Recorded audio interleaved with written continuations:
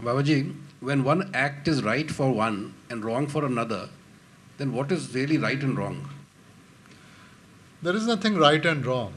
It's very relative, right and wrong. It depends upon circumstances, it depends upon the time of the situation. So I guess each one of us has to discover, realize what right and wrong means to us. You can't generalize. One man's food can be another man's poison. So it depends upon the individual self as to how you go forward, realize your true strength, and that will teach you what is right and wrong. Thank you, sir.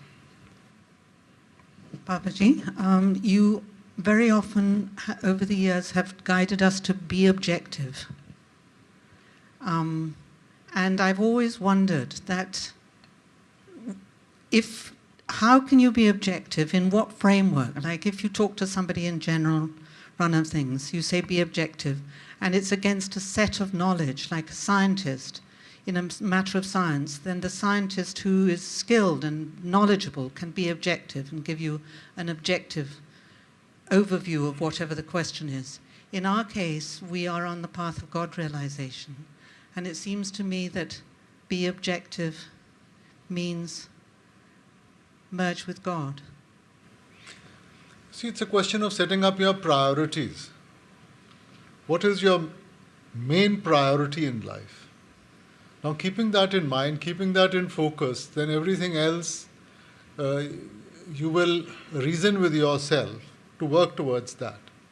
There must be a logical conclusion to whatever you do in life. So it's like life today has become a reaction. We are reacting to each other, reacting to our needs. Now, when you react to situations, you're not exercising your freedom. Reaction is born out of a certain programming that has been done on your mind. So we need to go beyond that and in an objective manner see what is good and what is bad for us. So that objective should become a goal that you work towards. On a practical level, yes, things are not going to be ideal and you have to work towards that. But unless you bring about that focus and some reasoning in your actions, how can you go forward? We are just going around in circles today. Yeah, that makes absolute sense. So in that same connection, in that same sort of situation or context, I was listening to Hazur Satsang and he was talking about Gursharan, taking shelter with the Guru. And very often you will say that there's no difference between you, the disciple, and the Guru. It's just a matter of awareness. And it feels to me that your focus is very much on us using our mind correctly and engaging with the business of God realization. The idea is to channelize the mind, like we've all quoted before. Hazur used to say, mind in control, best friend, mind out of control, worst enemy. Now, if the mind is not in control, then you are basically, there's no objectivity in your actions. You're just reacting to circumstances. Where the outward wealth is concerned, that has to do more with your karmas. Where the spiritual wealth is concerned, the Lord has given to each one in equal measure. He hasn't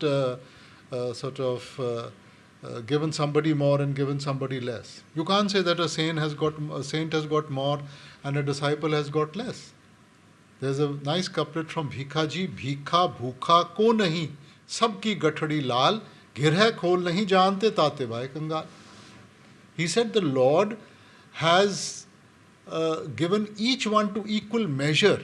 He has colored us in His love. It's just a question of realization. Now those who have realized it, we call them saints, and those who are following the dictates of the mind, we call them manmukhs. That's the only difference. But to say that spiritually somebody has more and somebody has less, He would never do that with us. For Him all His children are equal. So he's given each one in equal measure. It's the realization. Spirituality is a realization. So it would be right to say then to encourage development of that thought within one, that the process of spiritualization and spiritual growth is a process of aligning our awareness or our consciousness. Yes, it's like a child, you send him to school. It's not that the teacher is going to put intelligence into him. He comes with a certain intellect. Like you take a raw diamond, it looks like an ordinary stone. But the jeweler has the eye to see, and slowly as he polishes that stone, the brightness comes forward and you realize its true value. So education is also a way of sharpening the intellect to bring that confidence level and the ability to reason and the ability to think forward. So similarly out here, it's again just an awareness. It's a realization. You can't be taught spirituality. Spirituality can't be taught. It can't be learned. It has to be experienced. And if it has to be experienced, it is something that has to be awakened from within you. And the only true experience is the experience of the Shabad. Life's experience will take you towards that creative power. And that creative power will enhance that. So it has to start with the experience of life and then channelizing yourself and joining yourself to that creative power that we call Shabad. And that enhances your ability to digest, to appreciate, to cherish. Thank you, Babaji. Babaji, Bhai Gurdas ji explains in Karm Siddhant that in Satyug, for the wrongdoing of one person, the whole country suffered. In Treta, the whole city suffered. In Dwapar, the whole dynasty. And in Kalyug, jo kare soi bhare. Does it mean that the law of karma is evolving? Beta, when writers write these things, they generalize because it is meant for the general public. It is not specific. So when you are teaching a child in the lower class, you're going to generalize on so many things. But as the child goes forward, then you start getting more specific. So there are certain things that at our mundane level we can understand and certain things we can't understand. So the writers will generalize. But when we become more specific, when we are able to experience for ourselves, we go forward, then it will become more specific. Thank you, Babaji. Huzur, ਜੇ ਕੋਈ ਸਾਡਾ ਮਿੱਤਰ ਪਿਆਰਾ ਹੋਵੇ ਔਰ ਸਾਨੂੰ ਪਿਆਰ ਕਰਦਾ ਹੋਵੇ, ਅਸੀਂ ਉਹਨੂੰ ਮਿਲਣ ਜਾਂਦੇ ਹਾਂ, ਉਹਦੇ ਘਰ ਦਾ ਦਰਵਾਜ਼ਾ ਖੜਕਾਉਂਦੇ ਹਾਂ। ਇੱਕ ਵਾਰੀ ਖੜਕਾਵਾਂਗੇ, 2 ਵਾਰੀ ਖੜਕਾਵਾਂਗੇ, 3 ਵਾਰੀ ਖੜਕਾਵਾਂਗੇ, ਉਹ ਦਰਵਾਜ਼ਾ ਖੋਲ੍ਹ ਦਿੰਦਾ। ਹੁਣ ਰੂਹਾਨੀਅਤ ਵੱਲ ਆਈਏ ਤਾਂ ਜਿਸ ਤਰ੍ਹਾਂ ਬਾਈਬਲ 'ਚ ਲਿਖਿਆ ਹੈ, ask it shall be given to you, seek you will find, and knock, it shall be opened unto you. ਹੁਣ ਅਸੀਂ ਸਵੇਰੇ ਰੋਜ਼ ਬੈਠ ਕੇ ਭਜਨ ਸੁਣਨ ਵੇਲੇ ਦਰਵਾਜ਼ਾ ਖੜਕਾਉਂਦੇ ਹਾਂ ਔਰ ਸਾਨੂੰ ਪਤਾ ਹੈ ਕਿ ਸਾਡਾ ਮਿੱਤਰ ਪਿਆਰਾ ਅੰਦਰ ਹੈ ਔਰ ਇਹ ਵੀ ਪਤਾ ਕਿ ਉਹ ਪਿਆਰ ਵੀ ਕਰਦਾ ਹੈ, ਪਰ ਉਹ ਖੋਲ੍ਹਦਾ ਨਹੀਂ। ਕਿਉਂ? ਨਹੀਂ, ਖੋਲ੍ਹਦਾ ਨਹੀਂ, ਦਰਵਾਜ਼ਾ ਤਾਂ ਖੁੱਲ੍ਹਾ ਹੀ ਹੈ। ਇਹ ਤਾਂ ਇੱਕ ਸਮਝਾਉਣ ਦਾ ਤਰੀਕਾ ਹੈ।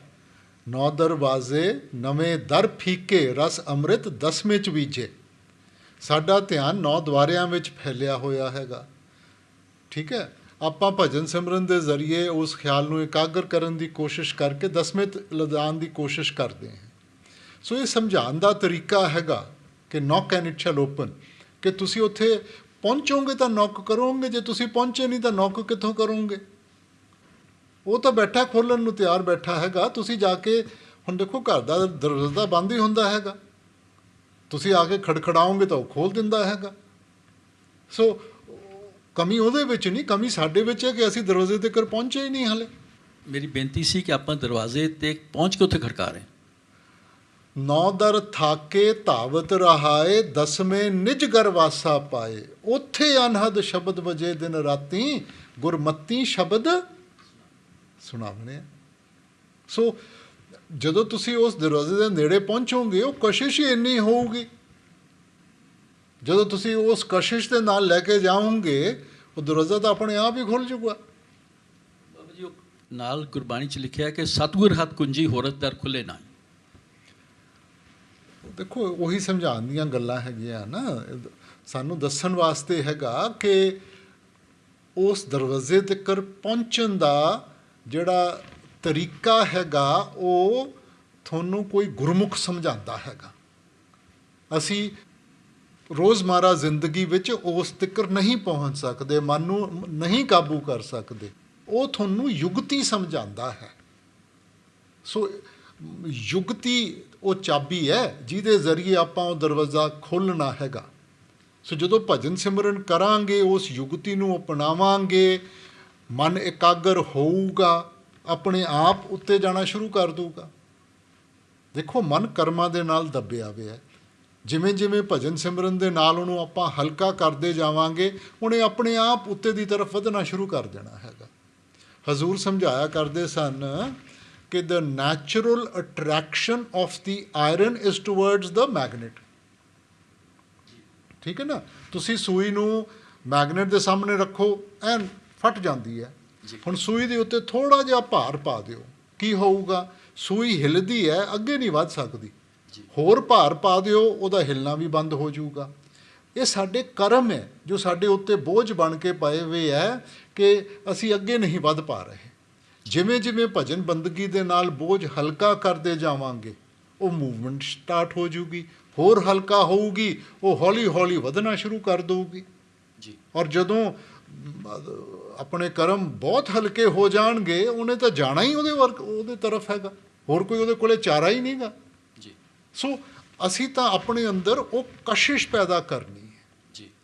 ਅਸੀਂ ਇਸ ਵਕਤ ਮਨ ਹਾਵੀ ਹੋਇਆ ਹੈ, ਕਰਮਾਂ ਕਰਕੇ ਹਾਵੀ ਹੋਇਆ ਹੋਇਆ, ਉਹ ਬੋਝ ਪਿਆ ਹੋਇਆ, ਅਸੀਂ ਉਸ ਬੋਝ ਨੂੰ ਹਲਕਾ ਕਰਨਾ। ਬੋਝ ਨੂੰ ਹਲਕਾ ਕਰਾਂਗੇ, ਆਤਮਾ ਦਾ ਤਾਂ ਨੈਚੁਰਲ ਕਸ਼ਿਸ਼ ਹੈਗੀ ਹੈ ਆਪਣੇ ਪਰਮਾਤਮਾ ਦੀ ਤਰਫ, ਆਪਣੇ ਅਸਲ ਦੀ ਤਰਫ, ਮਗਰ ਉਹ ਬੋਝ ਦੇ ਨੀਚੇ ਦਬੀ ਹੋਈ ਹੈ। Thank you Baba ji. Babaji, it is said that if the Lord had to interact with human beings, he would do it in a language that human beings can understand, and therefore he would come in human form. It is also said then that, you know, the voice of God will be in the Guru. But because we are human beings, we tend to humanize the Guru. And because the Guru is the humblest, he will never make it obvious who he is. How do we learn to keep our perspective towards the Guru in the right balance? Because sometimes when we are so comfortable in his presence, we tend to forget what the philosophy says and whose presence we are in. How do we keep ourselves balanced in that place? I'm not going to talk about myself or this. I'm going to talk in general terms about the Guru. The purpose of the Guru is to be like you. If he is not like you, you won't be able to relate to him. If he is going to show extraordinary qualities, you know, you will put him on a pedestal and you will say, well, it's very easy for you out there. You don't know what we are going through. So he has to go through the passage of life like any one of us. He's going to go through happiness, sadness, pain, pleasure, illness, everything like any one of us. Because only then can he be a good example. If somebody has ideal circumstances, he can't be a good example. And talking about the language, from the Christian side, there's a very beautiful story that in the passage of time, as this creation started continuing, they all used to speak in one tongue and they were all together. And at one stage they decided that why do we need the Lord? And so they started building the tower. Okay? And basically the tower was where they are able to access heaven and just be, because they were told that God made man in his own image. So they were in his own image, they were speaking the same language, everything, and so they thought, let's take over. And at that, this is the story now, so don't take it literally. And at that stage, it is said that he sort of, I won't use the word curse, but he told them that, that I'm going to divide you in so many languages and in so many divisions that you will never come together again. So it's an evolution. It's not that God will curse us, but He's just showing you the evolution of the human being. Where the moment the individual gets power, he starts misusing it. We are not able to channelize it in the right manner. That little bit of power and we lose sight of our goal. We lose sight of our objectivity. Babaji, also about knowledge. It is said that knowledge is meant to whet the appetite of the mind to channelize it towards God realization, and by virtue of that, the soul will then find its true meaning and its true home. But what also sometimes feels is that too much knowledge also then distracts because it overcomplicates something which should be simple. How do we understand how to find the right balance between how much knowledge, till what point, where should experience step in? How should we make sure that the knowledge doesn't start going against us? Because it is feeding the mind, which is something that is always looking for more and more and more. You see, our problem is, again, not having a balance. What we need is a balance. Now look at life. Every day in the morning, we know how many calories we need for the day. Now, would I say that I'll eat all the food in the morning so that I don't have to waste time? I don't have the ability to digest it. So I eat a few calories in the morning, I digest them, they give me strength and I'm able to function. Then I eat lunch and then I eat dinner. So accumulating knowledge without being able to apply it is just creating more confusion. Now this is the day of the net where all knowledge is available to you. But what is it doing? We are complicating our lives with all that knowledge. We keep on accessing everything from the internet. We have so much knowledge that it's taking us time even to understand what is useful to us. So you start with knowledge. Knowledge doesn't mean understanding. Knowledge has to be applied. The application will give you experience, and experience becomes the basis of understanding. So unless you don't apply that, so the student is taken into the class, you don't start giving him Einstein and Shakespeare from the first day. He can't make sense of it. So you start him on a very small scale. He starts playing games. He starts sort of playing with blocks. Then in the next class, as his horizon is widened a little, you give him a little more, and that's how you start expanding.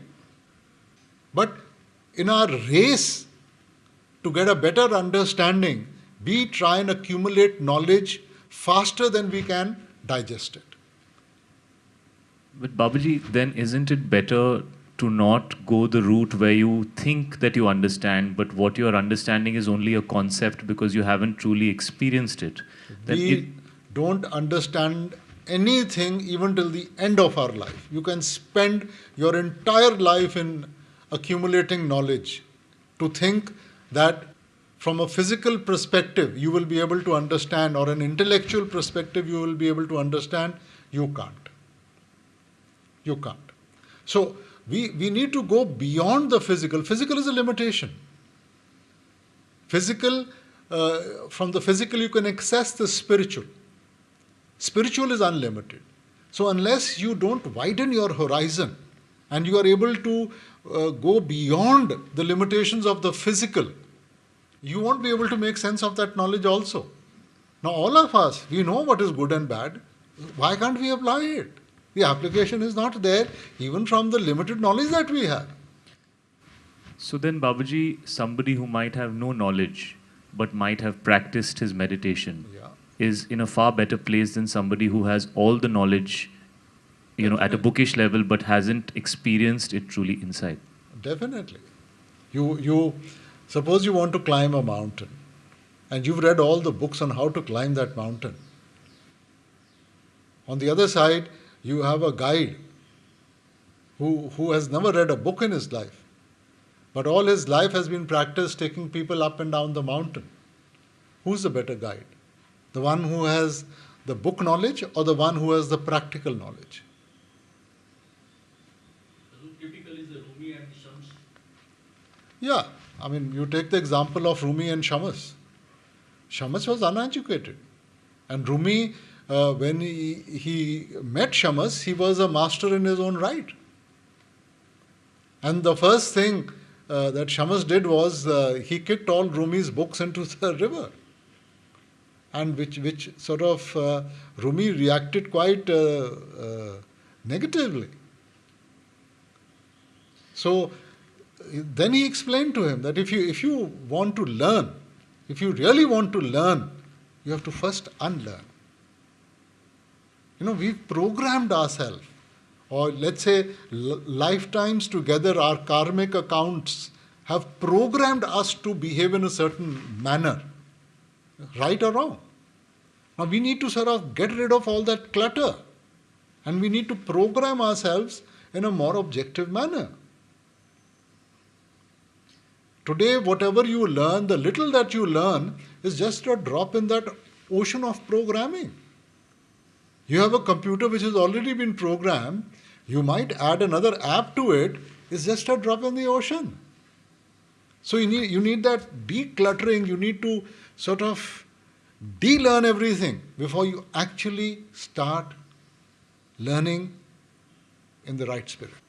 So then, Babaji, instead of looking for answers, isn't it better to learn to drop our questions and just focus on the practice? You see, on the outward, we are again playing with the mind. Questions and answers is the mind. Mind is a bottomless well. Every one question is going to put forward 3 more questions. But it is basically, again, like you said, to whet the appetite to help you to go within. The real answers you're going to get from here.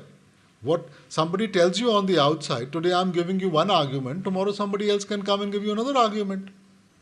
But what you see, what you feel, nobody can do better than that. So it's not somebody giving you a perspective. It's not somebody trying to explain something in a particular manner. The real faith will come, or the real understanding will come when you experience it for yourself. Seeing is believing. Thank you, Babaji.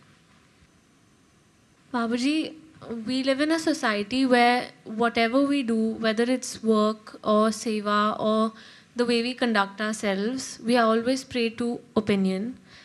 If we pay heed to that opinion, it can trouble us and sometimes really make us lose our own self-confidence or perspective. If we don't listen to it, people can say that we're being arrogant and that we know everything. How can we use opinion constructively to make us better people? Because sometimes what another person says might be beneficial for us without it affecting our mind and without losing confidence. Better listen to everybody, but make up your own mind. Now, I don't think so any one of us really knows everything about everything.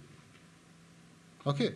Now, the moment you understand that I don't know, then you will take advice and you will listen to others.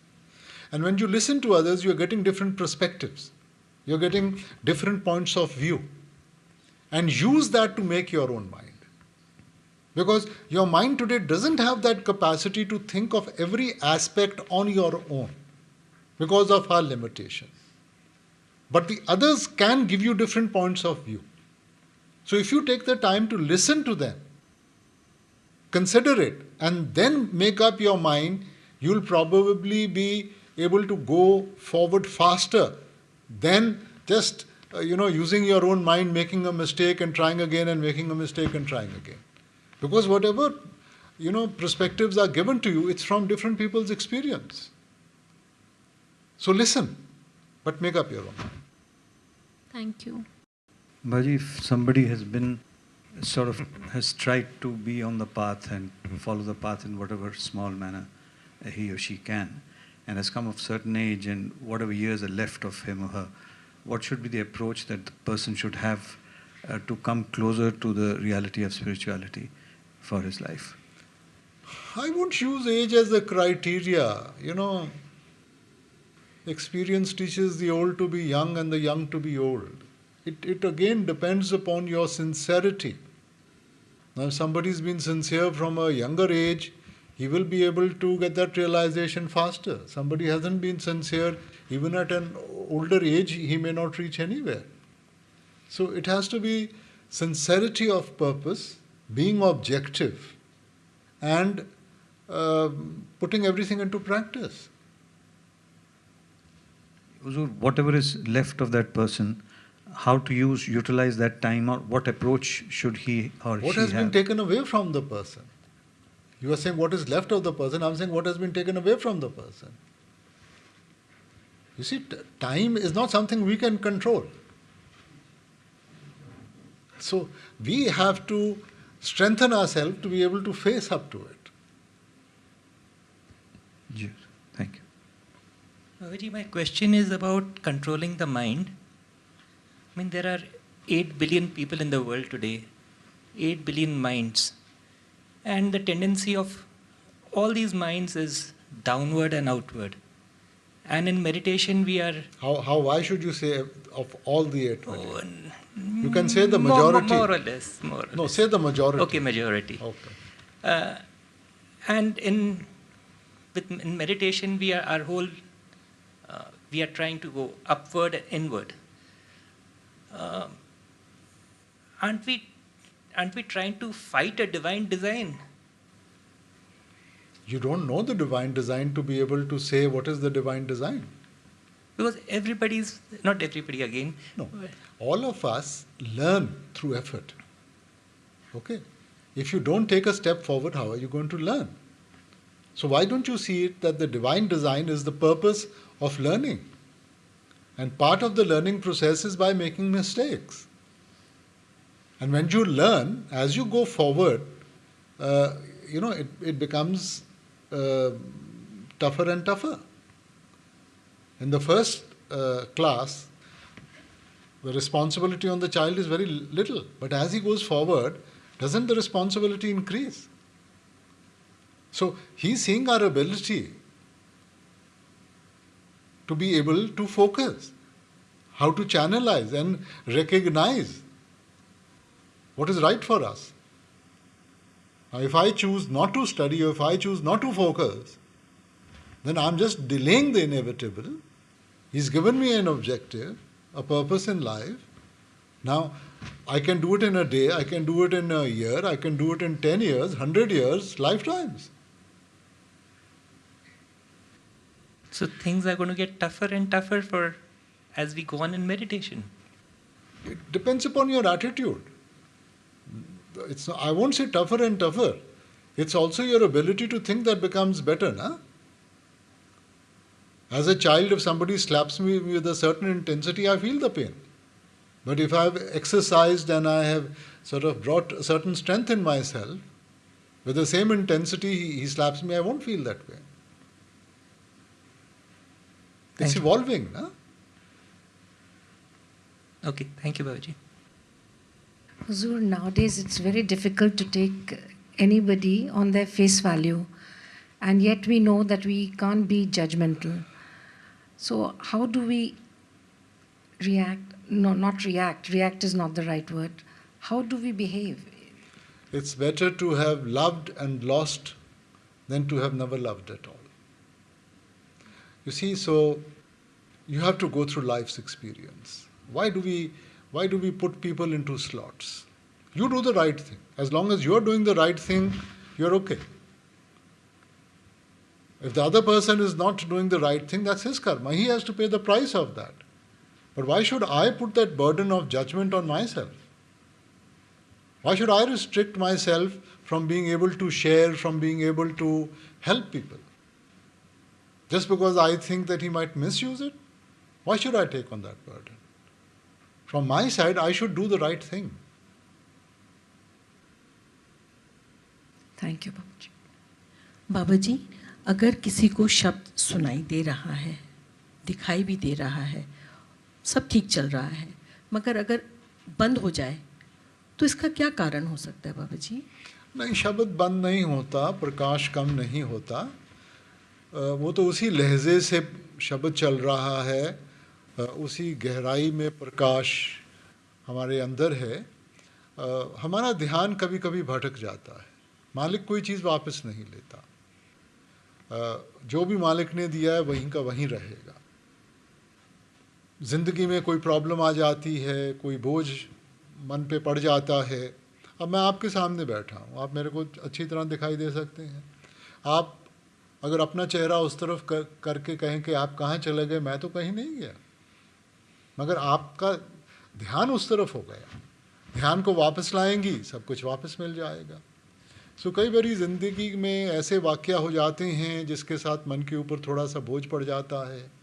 उस बोझ में इंसान कभी कभी भटक जाता है, कभी कभी उसका फोकस हट जाता है। हमने फोकस को वापस लाना है। जैसे जैसे फोकस वापस आएगा वही चीज़ दोबारा मिलेगी।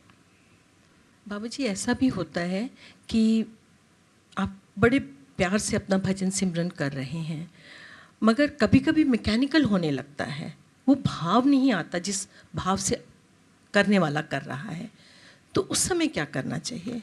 नहीं, ज़िंदगी में देखो, जहाँ प्यार है, अब जैसे हम बच्चों से प्यार करते हैं, कोई ये तो नहीं कह सकता कि मैं उसी भावना से रोज़ उनके साथ मेरा बर्ताव होता है। कभी प्यार की गहराई में इंसान बर्ताव करता है, कई बारी हम जिम्मेवारी समझ के वो करते हैं। मकसद तो ये है कि हमने एक मुकाम है, वहाँ पहुँचना है, जैसे मर्जी पहुँचे। तो रोज़ तो सूरज नहीं निकलता, कभी बादल आ जाते हैं, कभी बरसात आ जाती है, मगर इसका ये मतलब तो नहीं कि वो सूरज चले गया ना। तो हम सब चीज़ों को एक दायरे में लाना चाहते हैं। मकसद है कि हमने करना है। अब हम जैसे कोई कामकाज पे जाता है, ये तो नहीं है कि उसका जो ध्यान है उसी तरह रोज़ होगा। कभी उसका मन लगा होता है, कभी वो थका हुआ होता है, कभी ध्यान कहीं और होता है, मगर उसके बावजूद उसने काम करना है ना। तो जैसे आपने जिम्मेवारी निभानी है, जैसे बाल बच्चों की उनको पालना है, तो उसी आप ये तो नहीं कह सकती कि मैं रोज़ उसी प्यार की गहराई के साथ उनके साथ बर्ताव करूँगी। सो भजन सिमरन भी वैसे ही, कभी उसमें से लज्जत आएगी, कभी ऐसा लगता है कि जी वैसे काम, वैसे हमें मोनोटोनस नहीं करना है, करते जाओ। Thank you Baba ji. Baba ji, often there are 3 quotations in satsang we hear. I want to know what is the correct perspective, how do we take those 3 quotes? First quote is, generally it is said, Murkh and Gawara. फिर असी कहने आ तुसी कुछ सियाने बनो तो भजन सिमरन करया करो। फिर कहते ने करे कराए आपे आप, मानुष के कुछ नहीं हाथ। So how do we take these 3 kind of a little statements in the correct perspective? None are more blind than those who will not see. जो मालिक ने सारा कुछ दिता है, ਉਹਦੇ ਬਾਵਜੂਦ ਇਹ ਨਹੀਂ ਕਿ ਕਿਸੇ ਨੂੰ ਪਤਾ ਨਹੀਂ ਸਹੀ ਕੀ ਹੈ, ਉਹਦੇ ਬਾਵਜੂਦ ਜੇ ਮੈਂ ਗਲਤੀਆਂ ਕਰ ਰਿਹਾ ਹਾਂ ਤਾਂ ਮੇਰੇ ਤੋਂ ਵੱਡਾ ਮੂਰਖ ਹੋਰ ਕੌਣ ਹੋਊਗਾ? ਜਾਂ ਤਾਂ ਮੈਨੂੰ ਪਤਾ ਨਾ ਹੋਵੇ। ਹੁਣ ਮੇਰੀਆਂ ਅੱਖਾਂ ਖੁੱਲੀਆਂ ਤੇ ਜੇ ਮੈਂ ਫਿਰ ਵੀ ਠੋਕਰ ਖਾਂਦਾ ਹੈ ਤਾਂ ਦੂਜਾ ਕਹੂਗਾ ਤੂੰ ਅੰਨਾ ਹੈ, ਤੇਰੇ ਤੋਂ ਦਿਖਦਾ ਨਹੀਂਗਾ ਤੈਨੂੰ। You see? So it is not that we don't know, we know. But despite that, so then we have to pay the price, no? What is the second one? Second one is कि ਅਸੀਂ ਕਹਿੰਦੇ ਆ ਵੀ ਸਤਸੰਗ ਵੀ ਤੁਸੀਂ ਸਿਆਣੇ ਬਣੋ, ਭਜਨ ਸਿਮਰਨ ਕਰੋ। ਇੱਕ ਪਾਸੇ ਮੂਰਖ ਕਹਤਾ, ਇੱਕ ਪਾਸੇ ਕਹਿੰਦਾ ਸਿਆਣੇ ਬਣੋ। ਨਹੀਂ, ਸਿਆਣੇ ਤਾਂ ਹੁਣ ਜਿਵੇਂ ਮੈਂ ਬੇਨਤੀ ਕੀਤੀ ਕਿ ਆਪਾਂ ਨੂੰ ਪਤਾ ਗਲਤ ਕੀ ਹੈ ਔਰ ਸਹੀ ਕੀ ਹੈ। ਜੇ ਸਹੀ ਕਰਾਂਗੇ ਤਾਂ ਆਪਣੇ ਆਪ ਅਸੀਂ ਸਿਆਣੇ ਬਣ ਜਾਵਾਂਗੇ, ਕਿਉਂਕਿ ਉਹਦਾ ਫਾਇਦਾ ਨੁਕਸਾਨ ਸਾਡਾ ਹੀ ਹੈ, ਕਿਸੇ ਹੋਰ ਦਾ ਤਾਂ ਨਹੀਂਗਾ। ਜੇ ਆਪਾਂ ਸਹੀ ਰਸਤੇ ਦੇ ਉੱਤੇ ਚੱਲਾਂਗੇ ਫਾਇਦਾ ਮੇਰਾ ਹੈਗਾ, ਜੇ ਮੈਂ ਗਲਤ ਰਸਤੇ ਤੇ ਚੱਲੂੰਗਾ ਨੁਕਸਾਨ ਵੀ ਮੇਰਾ ਹੈਗਾ। And the third one? Third, करे कराए आपे आप, मानुष के कुछ नहीं हाथ। It's a question of believing ना। ਹੁਣ ਕਰਦਾ ਤਾਂ ਸਾਰਾ ਕੁਝ ਹੀ ਮਾਲਿਕ ਹੈਗਾ, ਅਸੀਂ ਸੋਚਦੇ ਹਾਂ ਕਿ ਅਸੀਂ ਕਰਦੇ ਹਾਂ, ਮਗਰ ਹੈ ਤਾਂ it's a question of free will ਕਿ do we have free will or we don't have free will. ਹੁਣ ਅੱਗੇ ਗੱਡਾ ਹੈਗਾ, ਮੈਂ ਕਹਿੰਦਾ ਜੀ ਮੈਨੂੰ ਦਿਖਾਈ ਦੇ ਰਿਹਾ, ਸੋ ਮੈਂ ਸੋਚਦਾ ਮੈਂ ਆਪਣੇ ਆਪ ਨੂੰ ਬਚਾ ਸਕਦਾ ਉਸ ਗੱਡੇ ਤੋਂ, ਉਹਦੇ 'ਚ ਕਦਮ ਰੱਖਾਂ ਕਿ ਨਾ ਰੱਖਾਂ, ਠੀਕ ਹੈ, ਮਗਰ ਕਿਵੇਂ ਬਚਾਊਂਗਾ? ਜੇ ਅੰਧੇਰਾ ਹੈ ਤਾਂ ਮੈਨੂੰ ਦਿਖੂਗਾ, ਜੇ ਪ੍ਰਕਾਸ਼ ਹੈ ਦਿਖੂਗਾ। ਅੰਧੇਰਾ ਪ੍ਰਕਾਸ਼ ਕਿਹਨੇ ਕਰਨਾ? ਉਹ ਮਾਲਿਕ ਨੇ ਕਰਨਾ ਹੈਗਾ। So to a limited extent, all things being there, you can make a choice. But all things are not in your control. From the way you behave today, the way your mind is programmed is dependent upon your parentage, dependent upon which faith you belong to, dependent upon what education you got, which country or tradition you belong to, and all those things are not in your hands. So given all that programming, I mean, you say, okay, now you choose. What choice? Thank you, Huzoor. Thank you.